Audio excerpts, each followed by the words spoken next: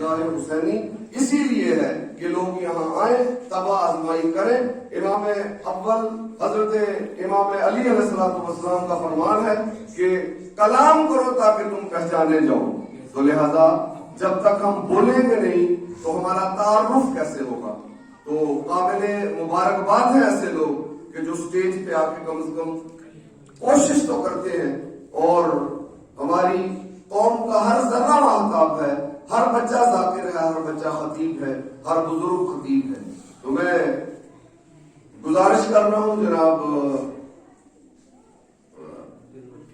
فردوس علی صاحب کے، جو آپ کو پتہ ہی ہے کہ رحمت للعالمین ٹرسٹ کے یہ روح رواں ہے، 10 منٹ کے لیے میں ان سے گزارش کروں گا تشریف لائیں۔ اس کے بعد عابد صاحب بھی 10 منٹ میں اپنا کلام پیش کریں گے۔ علی جناب قبلہ و کعبہ کا خطاب ہوگا اور محفل جو ہے اختتام پذیر ہوگی۔ آپ حضرات سے گزارش ہے کہ اطمینان سے بیٹھ کے دل کی اپنی گہرائیوں سے مولا کی آج کی محفل کو سنیں، اور سب سے بڑی بات یہ ہے کہ ہم یہاں سے کچھ لے کے جائیں۔